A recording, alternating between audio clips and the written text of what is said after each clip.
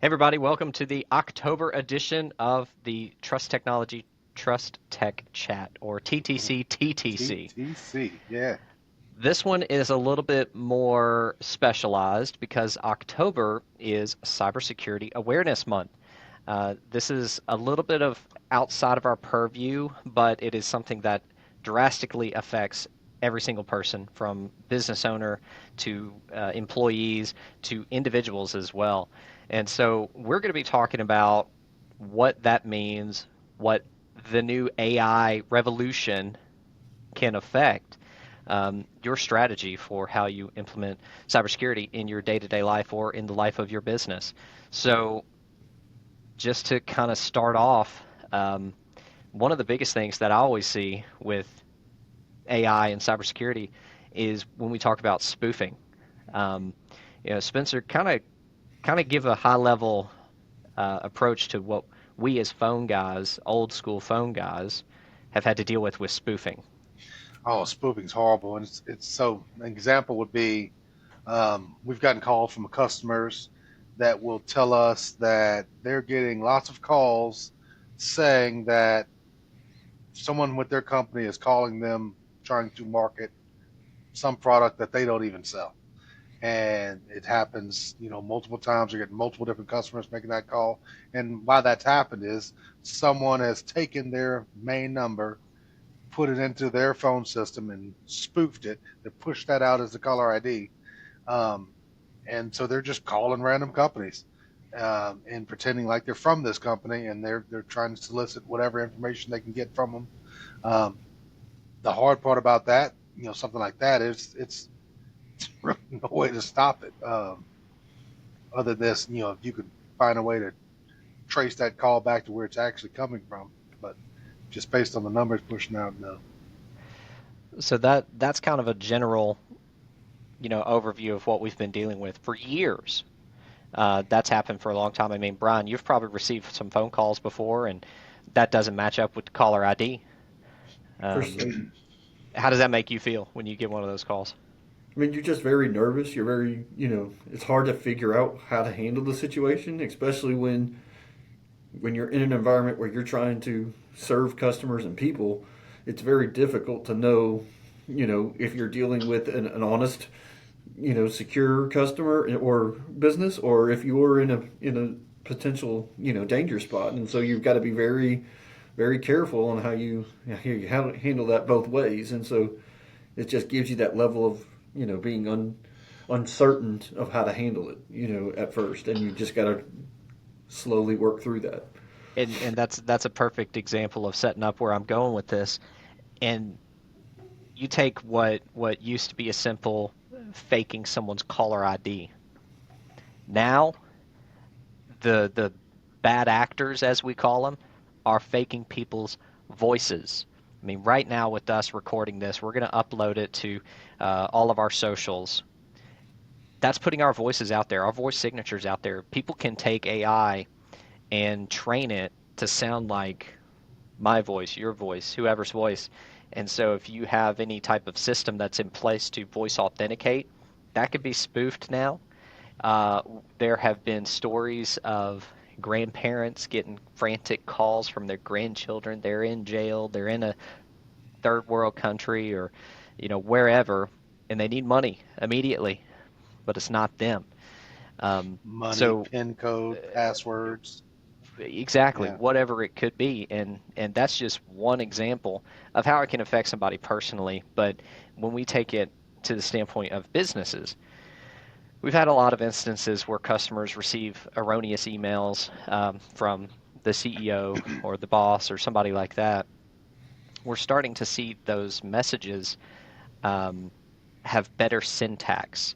They're matching the verbiage and the flow that that person's actually doing. If that person gets a hold of an email chain from an individual, it doesn't take much to train an AI to spoof the wording of that person, and so it makes it a lot harder to disseminate um, some of those things. Those are just a couple of thoughts that I came up with. Do you guys have any other? Yeah, not only just the voice that we're talking about, some of these AI models, they can take this video and learn this video, and they'll use that to recreate. They'll type their own script, make your mouth say whatever they want it to look like it's saying. It is amazing and scary what can be done now. Certainly, and we haven't even gotten to the subject of, if we're not as a business monitoring the AI choices of our employees or implementing something, they're able to go out, and if they're doing it themselves, there's no protection there. We don't know what data they're taking, how they're using it, and how they could potentially bring that back to the company. So, if you're not actively having a solution in place for your employees are going to find one themselves a lot of times, and it may not be best for the business or you. Absolutely. Um, some of the other situations that I think are arising from this new world that we live in are I don't know if have y'all ever heard the term of a script kiddie? That's a new one. So it's kind of it's a not a new term, but it's used to define somebody that doesn't necessarily write their own code. It's somebody who just goes out to the dark web and buys a script that could be for nefarious gains. It could be a PowerShell. It could be it could be run in your environment to open up ports.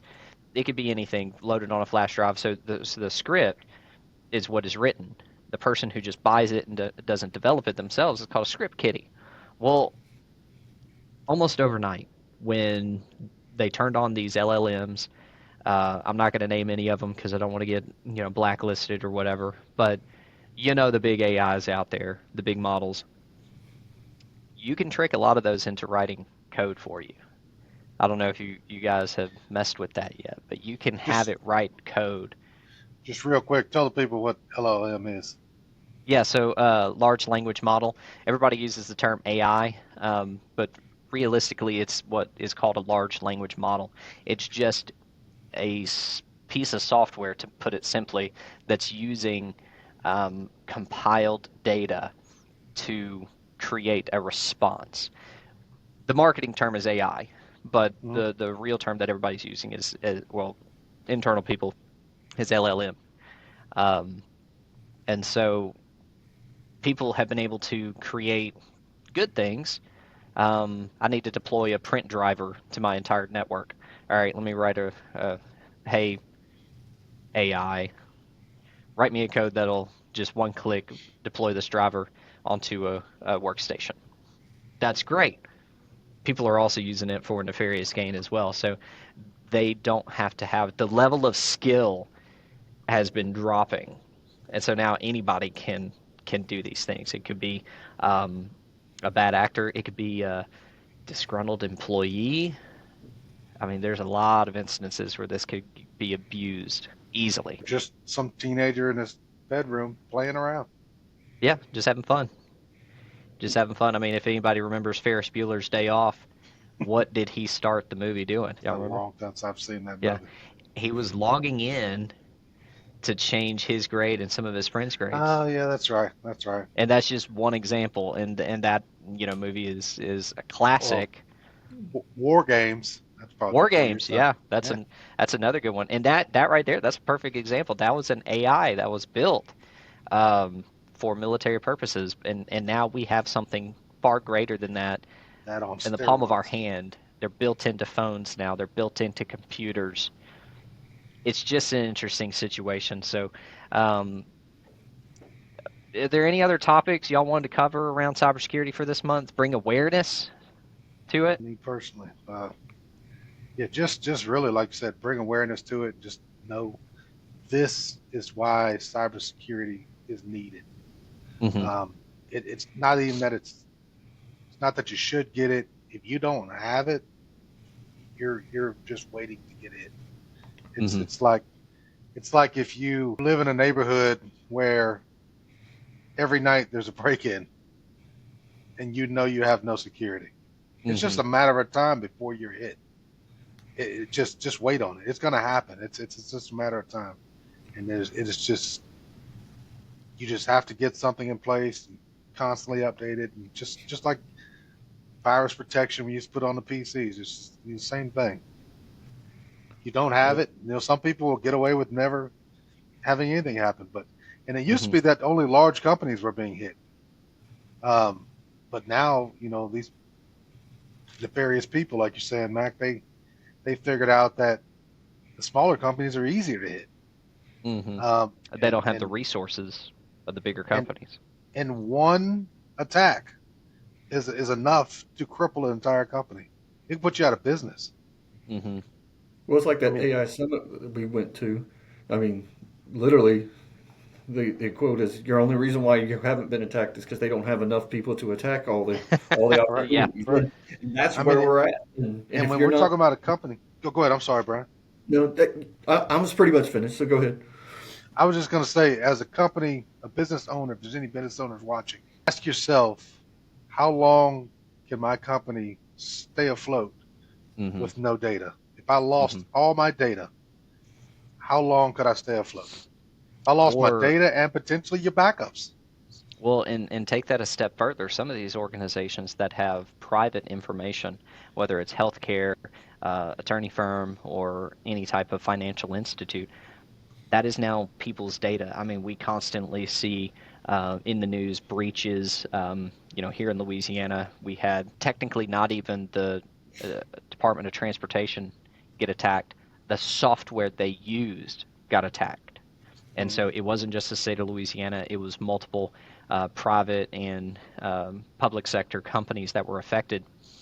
It compromised all of our data. I mean, just in Louisiana, if you have a Louisiana driver's license, your information was compromised.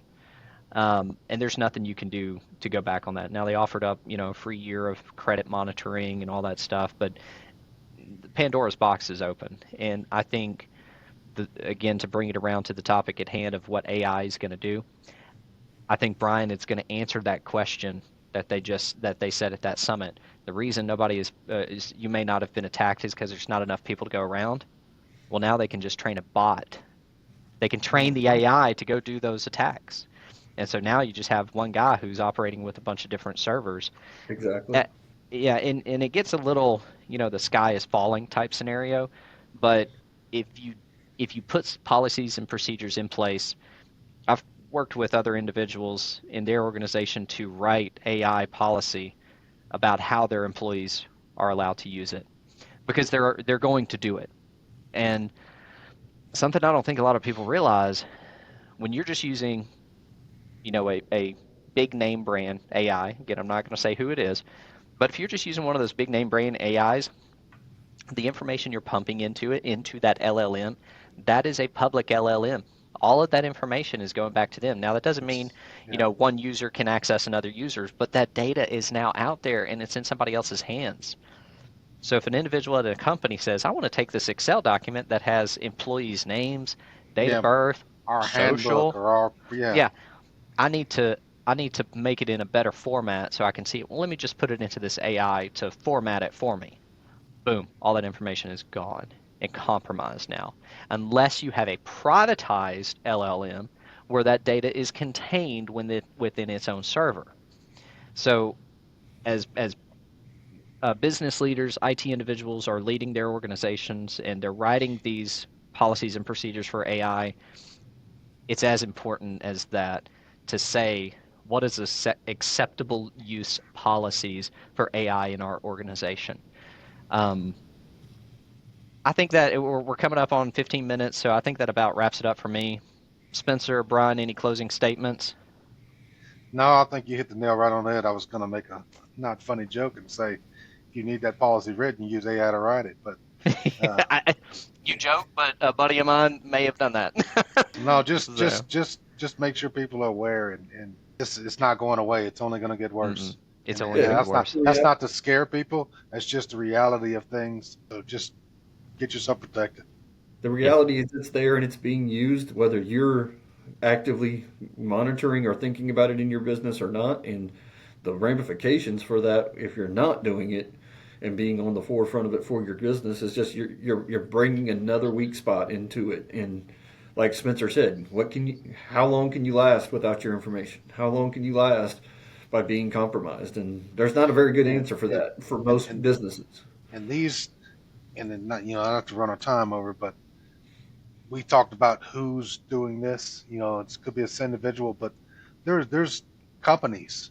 These are nefarious companies. Just like a company was founded just to do some of these things. So they work around the clock. Some of these places. Mm-hmm. So it's not like Yeah. And like you it's like I said, said. throwing It's in not AI bots, it's just going to get it worse. just AI doesn't have to sleep. It doesn't have to eat. It doesn't take PTO. I mean, it's a pretty powerful tool. Um, to quote Ben Parker, with great power comes great responsibility, and that's where we are. So we're gonna close it out there. Again, thanks everybody for watching. Give us a thanks, comment, shoot guys. us an email, give us a phone call if you have any topics you want us to cover. We're having a lot of fun doing this, so I hope y'all continue to watch.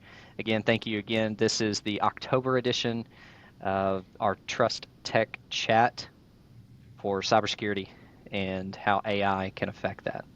Thanks, everyone. Thank you.